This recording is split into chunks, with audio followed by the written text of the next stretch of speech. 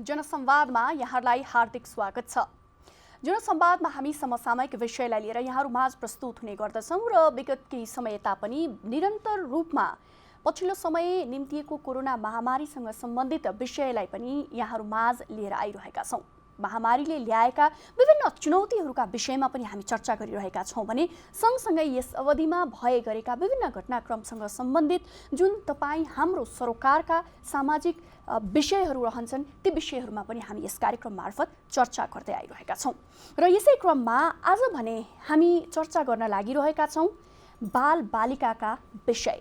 हजुर, पछिल्लो समय अथवा यो हप्ता विशेष चर्चामा रहेको विषय हो नेपाल बाल सङ्गठनमा जुन किसिमको अनियमितता रहेको छ त्यो अनियमितताको रिपोर्ट मन्त्रालयमा गइसक्दाखेरि पनि त्यो प्रतिवेदन मन्त्रालयले बुझिसक्दा पनि किन त्यो बाहिर आउन सकेको छैन र त्यसले औल्याएका विविध पक्षहरूसँगै सङ्गठनमा नयाँ नियुक्ति पनि भएको छ, तदर्थ समिति बनाइएको छ। योसँग सन्दर्भित रहेर पनि हामी चर्चा गर्नेछौँ भने सँगसँगै कुनै पनि स्थिति होस्, विशेष गरी जटिल अवस्था अथवा कुनै पनि सङ्कटका अवस्थामा सबैभन्दा बढी पीडित हुने अथवा सबैभन्दा बढी असर गर्ने समूह मध्ये पर्दछन् बालबालिकाको समूह। र यो महामारीमा पनि विश्वभरै बालबालिकाहरूको अवस्था निकै नाजुक रहेको भन्ने प्रतिवेदनहरू विभिन्न सङ्घ संस्थाहरूले सार्वजनिक गरिरहेका छन् र नेपाल पनि त्यसबाट अछुतो छैन। र अझ अभिभावक विहीन बालबालिकाहरूको अवस्था झनै पनि भयावह हुन सक्नेतर्फ पनि इङ्गित गरिएको छ। यिनै सवाललाई लिएर आज हामी कार्यक्रम जनसंवादमा चर्चा गर्न लागिरहेका छौँ, जसका लागि मसँग यति बेला हुनुहुन्छ महिला बालबालिका तथा ज्येष्ठ नागरिक मन्त्रालयका उपसचिव कृष्ण प्रसाद भुसाल र सँगसँगै हुनुहुन्छ नेपाल बाल सङ्गठनको भर्खरै नवनियुक्त भनौँ अध्यक्ष विद्या उपाध्याय न्यौपाने। तपाईहरु दुवैजनालाई कार्यक्रममा स्वागत छ। धन्यवाद। नमस्कार। हजुर, मैले सुरुवात सरबाट गर्न चाहे। जस्तो कुनै पनि सङ्कटमा हामी भन्छौँ बालबालिकाको स्थिति अलिकति नाजुक हुन्छ भन्ने कुराहरू छ। अब नेपालको सवालमा कुरा गर्ने हो भने बालबालिकासँग सम्बन्धित थुप्रै मुद्दाहरू छन्, जसमध्ये आज हामी चाहिँ विशेष अभिभावक विहीन रहेका बालबालिकाहरूको सवालमा चर्चा गर्न लागिरहेका छौँ। भन्दाखेरि के रह्यो यो अवस्थामा, कसरी चाहिँ हेरेको छ, के छ अवस्था? तपाईँले त नजिकबाट हेर्नु भएको छ, त्यो हिसाबले पनि मैले तपाईँलाई प्रश्न गरेँ। अब अहिलेको अवस्थामा प्रभावित नहुनु त कोही पनि छैन। यसमा पनि बालबालिका अत्याधिक प्रभावित छन्। त्यसमा पनि जसको अभिभावक छैनन् अथवा सहारा कसैको छैन ती बालबालिका अझ बढी प्रभावित भएको स्वाभाविक रूपमा हो। तर राज्यले अहिले पनि के काम गरिरहेछ भन्दाखेरि सडकमा रहेका बालबालिकाहरू, विभिन्न बालगृहमा रहेका बालबालिकाहरू, त्यसै गरी बाल गृह लगायत अन्य भनौँ न आश्रमहरूमा रहेका बालबालिकाहरू, ती बालबालिकाहरूका लागि चाहिँ आफ्नै ढङ्गले स्थानीय तहले, प्रदेश सरकारले र सङ्घीय सरकारले काम गरेर नै रहेछ। उनीहरू भोकै मर्नुपर्ने अवस्थामा चाहिँ अहिले चाहिँ अवस्था त्यो किसिमको चाहिँ छैन। यद्यपि अहिले पनि कतिपय सडकमा तपाईँहरूले देख्न सक्नुहुन्छ बालबालिकाहरू। ती बालबालिकाहरू भनेको बाबुआमा चाहिँ छन्, तर बाबुआमा पनि अहिले बेरोजगार अवस्थामा छन्। त्यो उनीहरूले चाहिँ कहाँ जाउँ कता जाउँ भनेर छटपट रहेको अवस्थामा पनि देख्छौँ। त्यस्ता बालबालिकाहरू अथवा त्यस्ता अभिभावकलाई पनि हामीले चाहिँ राहत र एक किसिमको चाहिँ उहाँहरूलाई सहयोग गरिरहेको विभिन्न लेभलबाट, एउटै सङ्घीय लेभलबाट मात्र मैले कुरा गर्ने, स्थानीय तहबाट, प्रदेश सरकारबाट पनि सहयोग गरेर उहाँहरूलाई चाहिँ एक ढङ्गले चाहिँ म्यानेजमेन्ट गरिरहेछौँ। यो कोरोनाको अवस्थामा सहयोग रूपमा अप्ठ्यारो चाहिँ अवस्था हो, यसलाई हामी सबैले स्वीकार गर्छौँ। जस्तो सर, यो कोरोना महामारीले एउटा के कुरा पनि देखायो भनियो भनेदेखि जुन किसिमले विभिन्न सङ्घ संस्थाहरूले यस्ता बालबालिकाको नाममा, यस्ता बालबालिकालाई सहयोग गर्ने नाममा अथवा आश्रय दिने नाममा दर्ता गराएर जसरी चाहिँ चलिरहेका थिए, सञ्चालन भइरहेका थिए, तिनीहरू मापदण्ड तिनीहरूको कस्तो रहेछ, के रहेछ भन्ने कुरा पनि यो महामारीले किसिमले प्रश्न गर्ने मौका पाइयो नि, होइन?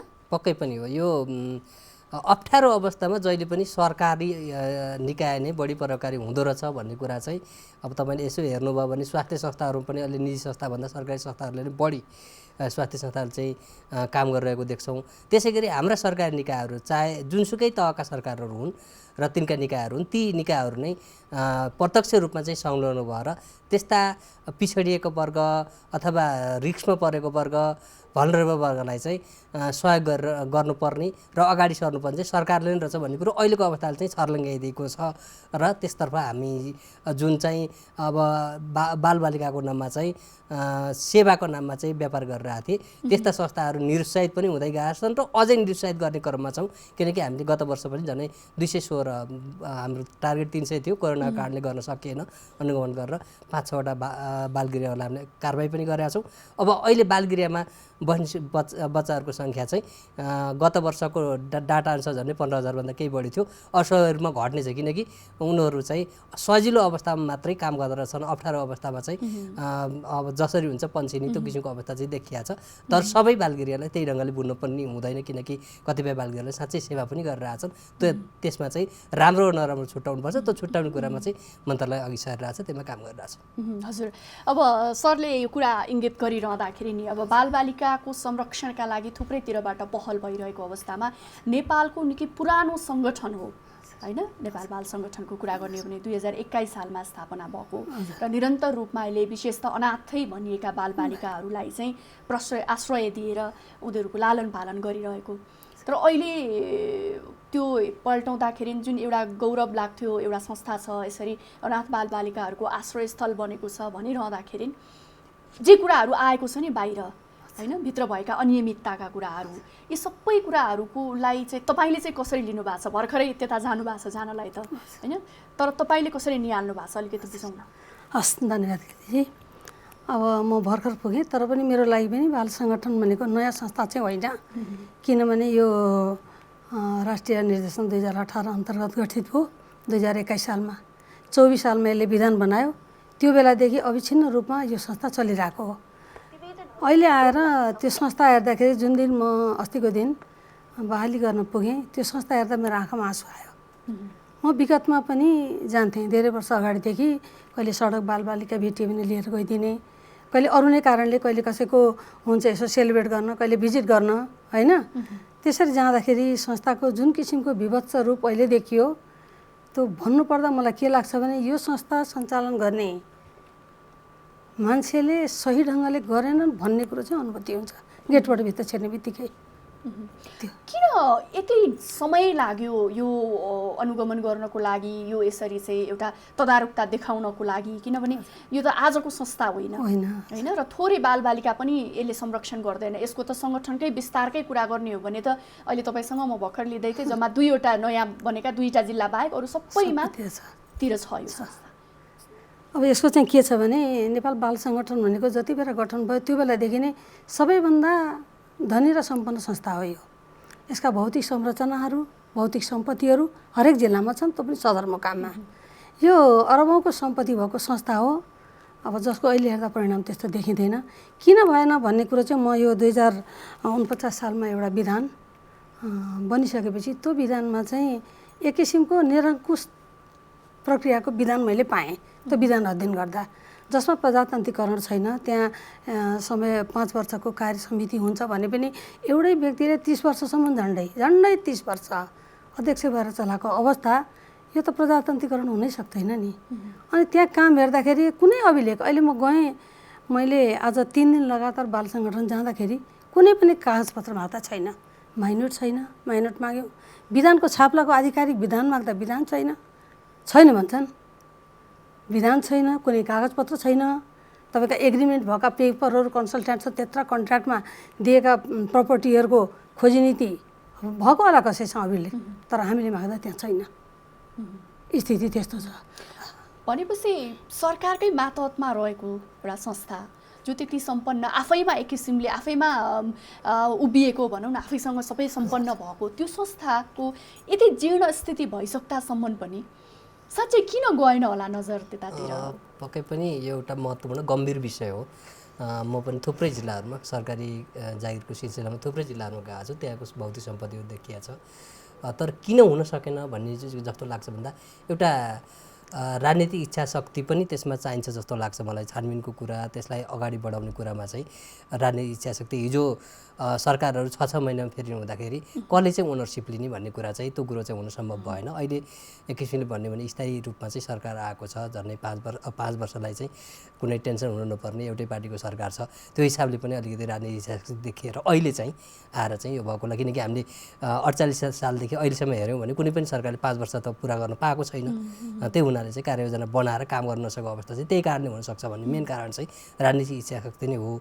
अब राजनीतिक हिसाबले हेर्ने भने, अरू हिसाबले हेर्ने भने त भित्रबाट पनि भएको त्यहाँ जो कार्य समितिमा हुनुहुन्थ्यो अथवा कर्मचारी हुनुहुन्थ्यो उहाँहरूले पनि सुधारको चाहिँ इच्छा चाहिँ देखाउनु भएन कि जस्तो देखिन्छ। जसो तसो चलाइहालौँ भन्ने ढङ्गले गएको हो कि भन्ने पनि देखिन्छ। अहिलेको अवस्था देख्दाखेरि त त्यो त्यस्तै चित्रित हुन्छ, मलाई पनि त्यस्तै लाग्छ। जस्तो नि अब बाहिर आएका कुराहरू को गर्ने र अलिकति यसका छलफलका कुरा गर्दा विशेष त अनियमितताको कुराहरू एकदमै धेरै आइरहेको छ। यसका चलाचल जति पनि सम्पत्तिहरू छ त्यसको चाहिँ विवरण छैन र अनाधिकृत रूपमा अथवा भनौँ राम्रोसँग कागजै नगरिकन संस्थालाई नै बेफाइदा हुने गरेर चाहिँ दिएको छ लिजमा भन्ने कुराहरूदेखि लिएर थुप्रै कुराहरू आछ होइन। यो भनिरहँदा नि फेरि अर्को त अब के अरे मानव बेचबिखनमै पनि पर्नु भएको छ होइन।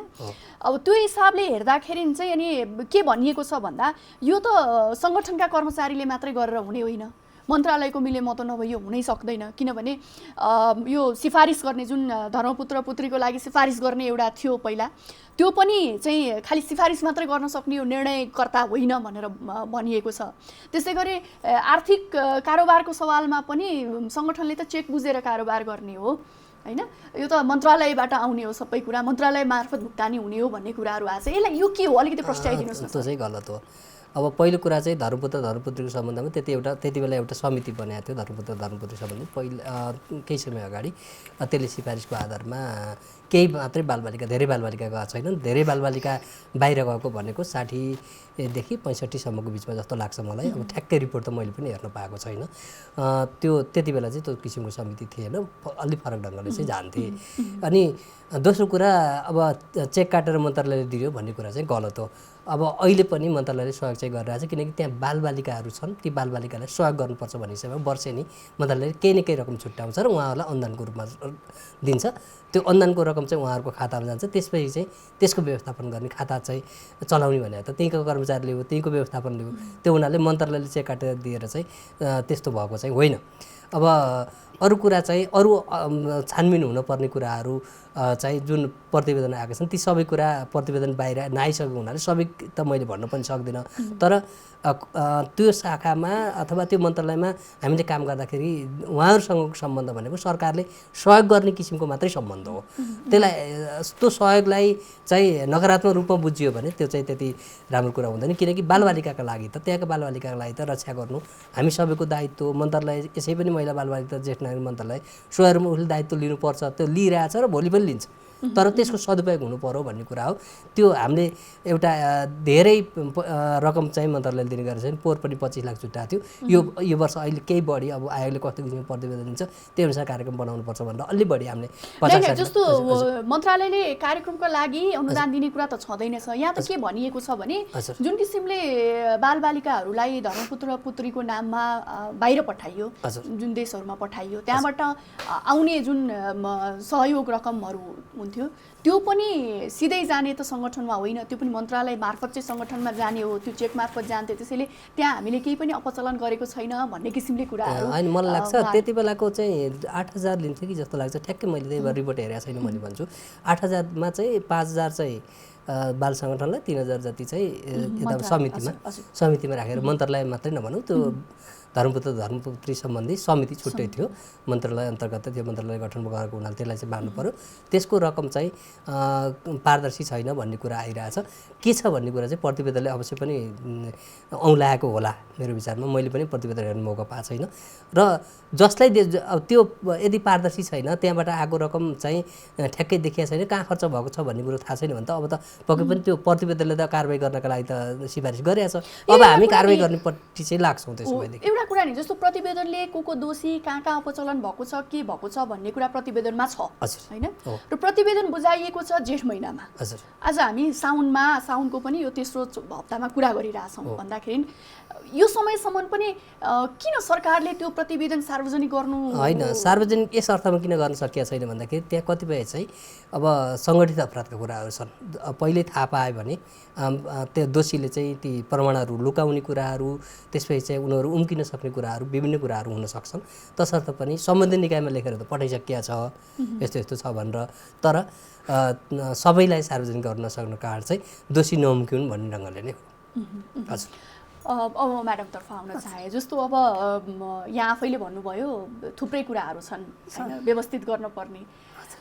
3 दिन आउँदाखेरि धेरै कुरा देखिसक्नुभयो भन्ने कुरा गर्नुभयो यहाँले। के देखेँ जस्तो लाग्छ मलाई, धेरै त्योभित्र धेरै बाँकी होला अझै बाँकी होला। हजुर अथेन्टिक डकुमेन्ट जबसम्म पाइँदैन धेरै मैले जाने भन्न नि भएन।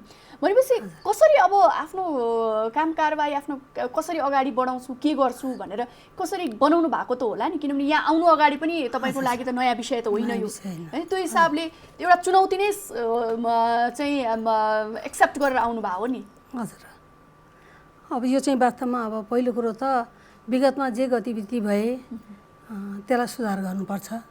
यसलाई सुधार गर्ने उद्देश्यका साथ भित्रिएको त्यहाँ चाहिँ हैन। अब सुधार गर्नुपर्ने क्षेत्र थुप्रै छ। अनियमिततामा होइन, त्यो बाल मन्दिरको आफै त्यस्तो संरचनामा आज मात्रै एउटा डकुमेन्ट मैले मागे पनि उहाँले मलाई दिनुभएको छ, त्यो एग्रिमेन्ट भएको एउटा डकुमेन्ट। अब अख्तियारले 2 वर्षको लागि भनेर एउटा लिएको रहेछ लिएतिबरे एउटा जग्गाको एउटा भागको मेन भाग फेरि स्कुल त्यहीँ छ। त्यो स्कुल जुन ठाउँमा बनाउनु पर्थ्यो बनाउनु हुँदैन थियो होला, स्कुल चाहिन्थ्यो भने पनि बनाउनु ठाउँ थियो। त हतारमा एकदम हडबडीमा गरिएका धेरै काम छन्। त्यो बाहेक पौष्टिक आहारको छ, त्यो लगेर कमलपुरको प्रहरी त्यहाँ बसेर छन्। म चाहिँ अकुपाइड छ एकदम। बाल सङ्गठनका सम्पूर्ण जग्गा त्यहाँको संरचनाभित्र टुक्रा टुक्रामा विभाजित छ र मान्छेले उपभोग गरिरहेछन्।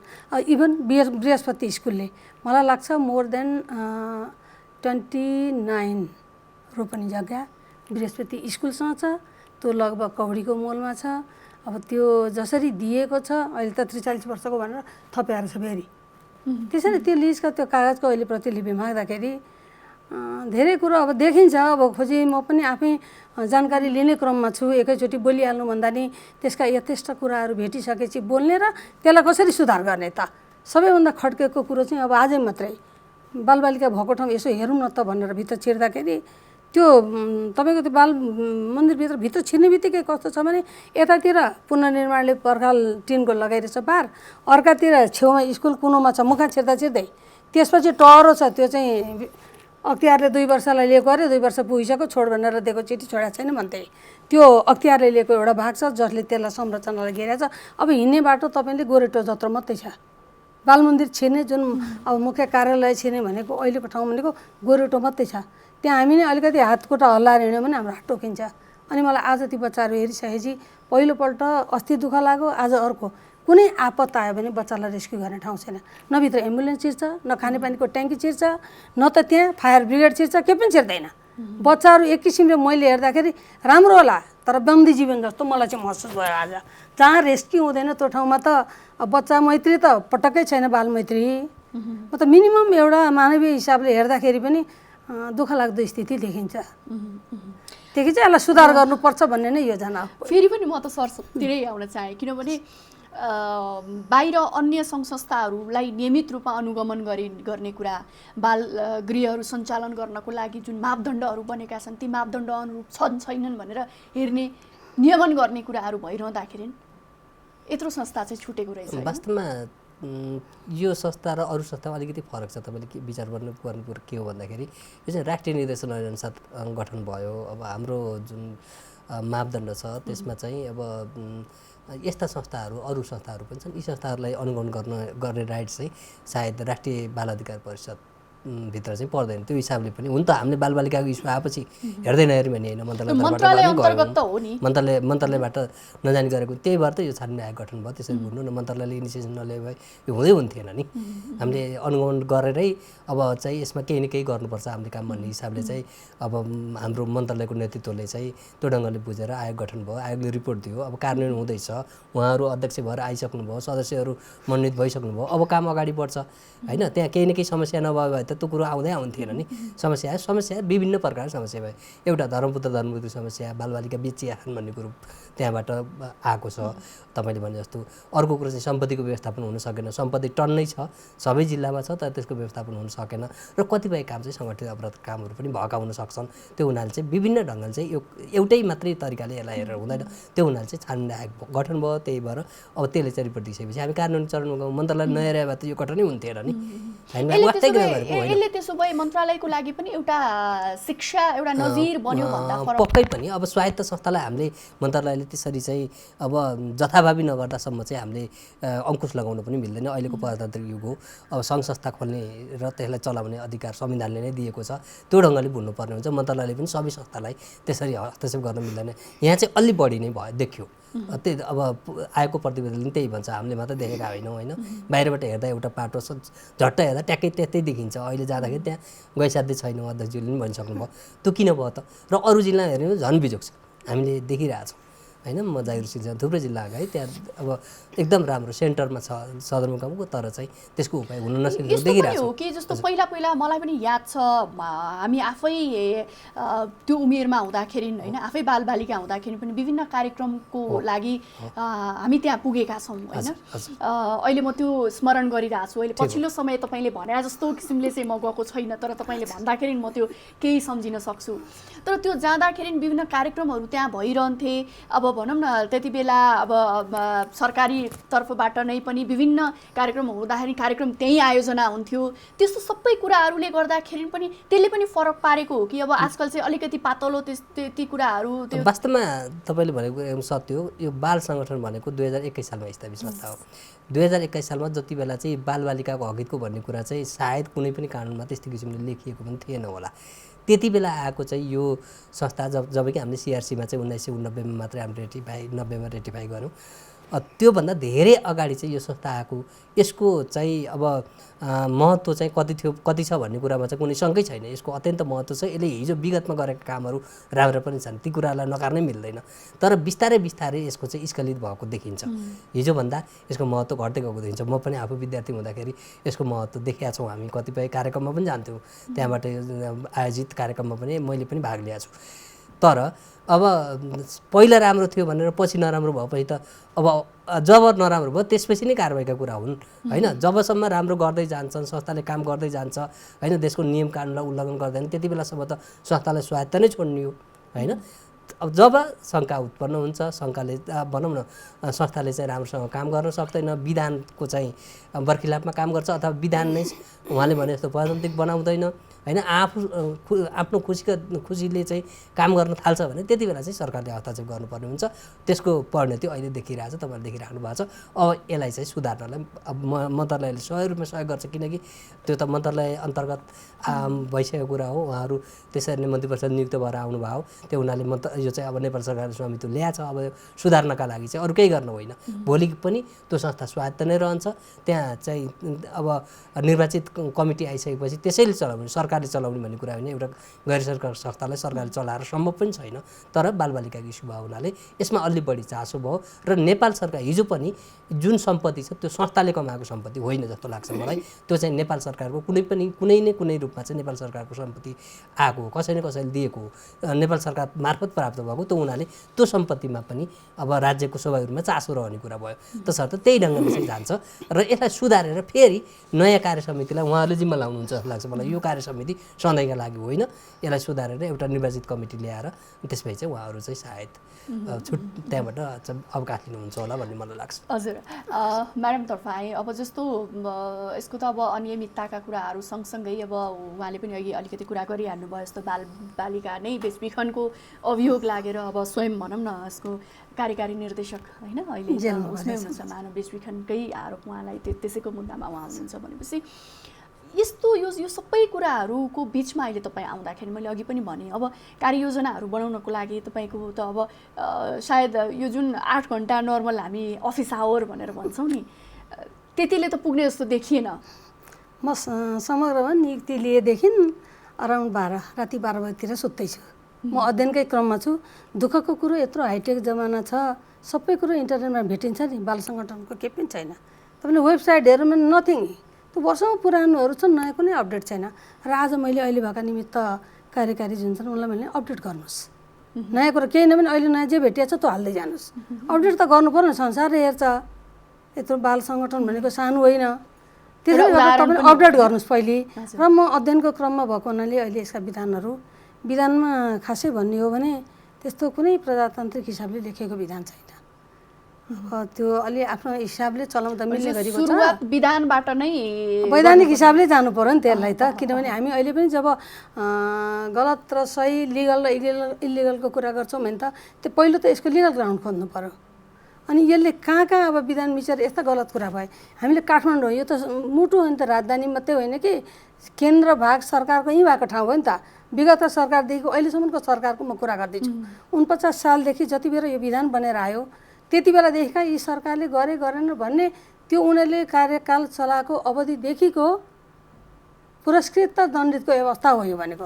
काठमाडौँमा भएको थुप्रै सम्पत्ति छन्। म एक दुईवटा अब भनिदिउँ कि नभनिदिउँ यहाँ, अब आजै मात्रै पनि त्यो जावलाखेलको युनिटी टावर बाल सङ्गठनको जग्गा हो। त्यहाँ पेट्रोल पम्प छ तपाईँको टेकुमा, र एउटा एउटा कुनै एउटा सटरवाला पसल छ, त्यो बाल सङ्गठनको रहेछ। त्यो कसरी उनीहरूको हातमा गएर कसरी प्रयोग भइरहेछ, यसलाई के बुझाएको छ भनेर अस्ति सोद्धा अहिलेसम्म बुझाएकै रहन्छ। छानबिन सुरु भएपछि 2-3टा इन्स्टलमेन्ट भर्खर हाल्दैछ, वर्षौँदेखि चलाइरहेको थियो। भनिसकेपछि अब बृहस्पतिले उसले तिर्ने कुराहरू उसका भए। अब अख्तियारले चलाएको जग्गाहरू भयो। जावलाखेलको त युनिटीको अघि मैले भनिहालेँ। अब यहाँ सिफलमा छ उसको आफ्नो जग्गा। भनेपछि एक किसिमले यसो हेर्दाखेरि सरकारप्रति जवाफदेही हुनुपर्ने अथवा राष्ट्रप्रति जवाफदेही हुनुपर्ने संस्थाहरू नै योसँग गैर जिम्मेवारीपना देखियो होइन। अब सरकारको के छ भने अब सरकारले चेक एन्ड ब्यालेन्स किन गर्नु पर्थ्यो, अघि उहाँले पनि भन्नुभयो यो कसै निजी रूपमा आर्जन गरेको संस्थाको आर्जनको सम्पत्ति होइन। तपाईँ हामीले बुझाएको छौँ जति बेला 21 सालमा बाल सङ्गठनको या अरू वर्गीय सङ्गठनहरू पनि बने त्यो बेला बाल सङ्गठन निर्माण त्यो एउटा दरबार जस्तो भवन बाल सङ्गठनलाई सरकारले हस्तान्तरण गरे हो। त्यो मात्रै होइन, 75 जिल्लामा सबै भौतिक संरचना भौतिक सम्पत्ति सहितको बाल सङ्गठन खोलिया छ। कति अब त्यसमा निजीले चलाएका छन्, कतिमा पसल छन्, कतिमा यतिसम्म सुन्नमा आयो कि अब अखाद्य वस्तुहरूको पनि कारोबार हुने गर्छ भन्ने पनि सुन्नमा आएको छ। त्यो अपुष्ट समाचार हो। यो पुष्टि गर्ने क्रममा छौँ, यसलाई सुधार्नुपर्छ। हिजो गल्ती भयो भने चुप लाएर बस्ने होइन, अब नयाँ तरिकाले लैजानुपर्छ। अब अलिकति विषय प्रसङ्गबाट अलिकति अन्ततिर लागौँ। अन्ततिर भन्दा नि हाम्रै भित्रकै यो अहिलेकै विषय हो। जस्तो सुरुवातमा मैले कुरा गरेको थिएँ, कोरोना महामारीमा बढी प्रभावित बालबच्चाहरू भएका छन्, त्यसमा पनि अब अभिभावकविहीन बालबालिकाहरू अझै बढी प्रभावित छन् भन्दाखेरि के छ तपाईँहरूले कस्तो पाउनु भएको छ? जस्तो यो अब यो अनुगमन गर्दै जाने क्रममा हामीले त सडक बालबालिका रहित चाहिँ नेपाल निर्माण गर्ने भन्ने एउटा अभियानै छ, मन्त्रालयको विशेष कार्यक्रम छ यो प्राथमिकता प्राप्त भन्दाखेरि, तर अहिलेको यो अवस्थाले त त्यसमा असर गर्छ कि जस्तो पाउनु भएको छ कि के छ? यसलाई तपाईँहरूले कसरी हेर्नु भएको छ? यसले पक्कै पनि असर चाहिँ गर्छ। अहिले पनि हामी काठमाडौँमा यो लकडाउनकै अवधिमा पनि 133 जना बालबालिका चाहिँ हामीले उद्धार गरेर व्यवस्थापन गरिसकेका छौँ यो लकडाउनको 3-4 महिनाको बिचमा होइन। अझै पनि केही बालबालिका सडकमा छन् कि भन्ने आशंका पनि छ। 40-50 जना बालबालिका काठमाडौँमा चाहिँ हुन सक्छन् भन्ने आशंका छ। अलिकति फरक ढङ्गका बालबालिका आइरहेको छ। अनि मैले एउटा प्रसङ्ग भनेको थिएँ, बाबुआमा चाहिँ श्रमिक छन्, जेलादारी छन्, बिहान बेलुका चाहिँ जेलादारी गरेर खानुपर्ने अवस्थामा अहिले चाहिँ रोजगारीबाट विहीन भएका छन्। अनि घरमा खाने अवस्था पनि छैन, खान पाउने अवस्था पनि छैन। त्यस्ता बालबालिकाहरू पनि कतिपय हामीले देखिरहेछौँ। त्यो हुनाले यसलाई चाहिँ अलिक फरक ढङ्गले गर्नुपर्छ र हामीले यो लकडाउनको बिचमा पनि काम गरिरहेछौँ र यसलाई अझ निरन्तरता दिन्छौँ। र काठमाडौँ मात्र होइन, आगामी वर्षमा चाहिँ हामी नेपाललाई नै यो सडक बालबालिका मुक्त देश चाहिँ घोषणा गर्न सकिन्छ कि भन्ने किसिमले चाहिँ हामीले कार्यक्रम पनि राखेका छौँ। त्यो ढङ्गले जाँदैछौँ। अहिले अलिकति तपाईँले एउटा प्रसङ्ग निकाल्नु भएको थियो अनाथ बालबालिकाको, मैले भन्नु पनि बिर्सेछु। अनाथ बालबालिकाको सम्बन्धमा सरकारले अब विशेष कार्यक्रम ल्याउँदैछ। तपाईँले अहिलेको 15औं राष्ट्रिय योजना आएको 15औं योजना हेर्नुभयो भने त्यसमा चाहिँ अनाथ बालबालिका सम्बन्ध चाहिँ एउटा विशेष कार्यक्रम ल्याउने भनेर विशेष कार्यक्रम आइसकेको छ। 15 योजनामा समेटिसकेको छ। अब हाम्रो मन्त्रालय एनसीआरसीबाट चाहिँ ती कार्यक्रमहरू सञ्चालन हुन्छन्। अहिले यही आर्थिक वर्षमा पनि हामीले बजेट छुट्याएर अब अनाथ बालबालिकालाई विशेष कार्यक्रम ल्याउने भनेर अगाडि बढाएको छौँ। जसका चाहिँ बाबुआमा छैनन् तिनको चाहिँ अभिभावक राज्य हुन्छ। त्यो ढङ्गले चाहिँ हामी जाँदैछौँ। यसलाई चाहिँ एउटा त्यो भयो। त्यसपछि अब अर्को जस्तो अनाथ त भइ नै हाले होइन। तपाईँले भने जस्तै अब समस्या अर्कोतर्फ पनि आएको छ, जसको बुवा आमा हुनुहुन्छ र पनि उहाँहरू अब सडकमा आउन बाध्य बनाइएको स्थिति छ। यो अवस्थामा चाहिँ के छ सरकारले यसको लागि पनि केही यसमा पनि अब आर्थिक रूपमा चाहिँ विपन्न परिवार जुन हुन्छ त्यसलाई चाहिँ सपोर्ट गर्ने किसिमले हामीले कार्यक्रम ल्याउनु पर्ने हुन्छ। अब अनाथ त होइन तर बाबुआमा दुइटै छन् तर पनि ऊ चाहिँ अनाथ जस्तो भएको हुनसक्छ बालबालिका। जस्तो उदाहरणका लागि आमा चाहिँ एक्लै छ, बाबुले अर्की श्रीमती लिएर आएछ, आमालाई वास्ता गर्दैन, आमाको केही रोजगारी छैन, अनि बालबालिका के गर्ने के खाने, त्यस्ता अवस्थाको बालबालिकालाई स्वरूपमा हामी स्थानीय तहसँग मिलेर कार्यक्रम बनाउँछौँ।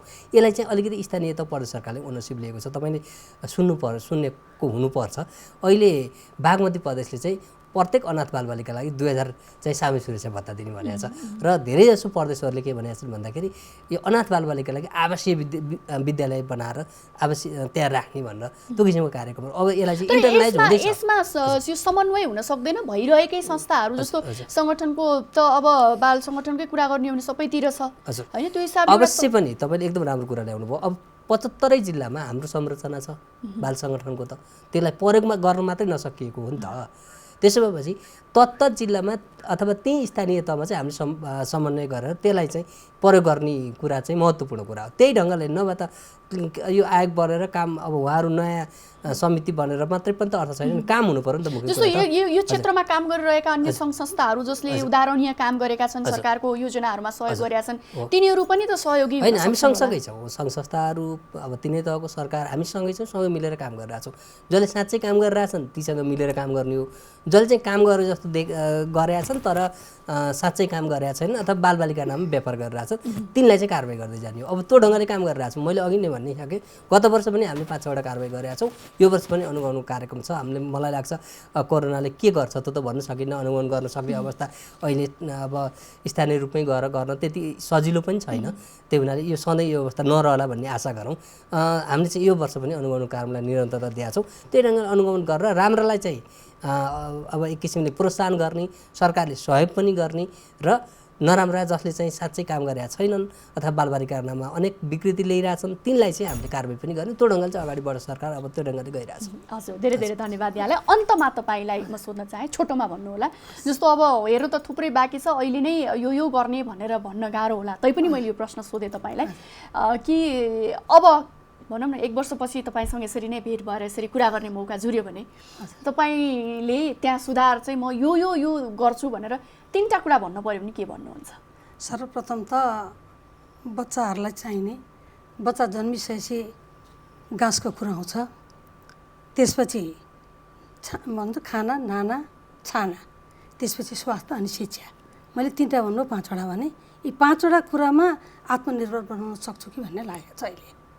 अलिक बृहतमा भयो नि, अब त्यसमा त अहिले पनि होला नि, तर तपाईँले जुन अहिले कुरा गर्नुभयो बालबच्चाहरू त्यहाँ हेर्दा बन्दी गृहमा बसे जस्तो छ भन्ने कुराहरू, तिनीहरूमा कसरी सुरुवात गर्नुहुन्छ? सुरुवात अब यिनीहरूलाई चाहिँ अलिकति बालमैत्री बनाउनलाई मैले बालमैत्री बनाउनलाई के चाहिन्छ भने आधारभूत त्यसमा बनिएको छ। त्यसमा मैले केही अलिअलि डिजाइन पनि गरिरहेको छु। सर्वप्रथम त उनीहरूलाई बाँच्ने आधार एकदम स्वस्थ वातावरणमा हुर्किने वातावरण, किनभने विधानले भन्छ स्वस्थ बनाउने, तर त्यस्तो वातावरण त्यहाँ देखिँदैन। त्यसैले गर्दाखेरि यसलाई सुधारै गरेर बोधागतमा हिसाबमा भन्नुपर्दा उनीहरूको मानसिक विकास गराउने, पहिले उनीहरूको स्वास्थ्यको विकास गराउने र उनीहरूलाई चाहिँ एउटा आत्मनिर्भर बनाउन पोजिटिभ गराउने। हजुर हजुर, धेरै धेरै धन्यवाद यहाँहरू दुवैजनालाई, यहाँसम्म आइदिनु भयो, समय दिनुभयो र केही कुराहरू हाम्रा दर्शक माझ राखिदिनु भएकोमा धेरै धेरै धन्यवाद यहाँलाई पनि, जनता टेलिभिजनलाई पनि। कार्यक्रम जनसंवादमा आज हामीले कुराकानी गऱ्यौँ पछिल्लो समय बाल सङ्गठनमा देखिएको अनियमितता र केही कुराहरू आज पनि फेरि आएका छन्। आशा गरौँ भावी दिनमा यी कुराहरूमा सुधार आउनेछ र साँच्चै नै हिजो जसरी यो बाल सङ्गठन एउटा उदाहरण बनेको थियो त्यस्तै उदाहरणको रूपमा फेरि पनि यो आउन सकोस् र नेपाल सरकारले समन्वय गर्नुपर्ने ठाउँहरूमा समन्वयकारी भूमिका खेल्दै कुनै पनि बालबालिका कुनै पनि समस्याबाट अप्ठ्यारोमा पर्ने स्थिति नआओस्, बाल अधिकारबाट वञ्चित हुने अवस्था कुनै पनि बालबालिकाको नआओस्। यही कामनाका साथ आजको लागि प्रस्तुति कार्यक्रम जनसंवाद यति नै। सुरक्षित रहनुहोला। नमस्कार।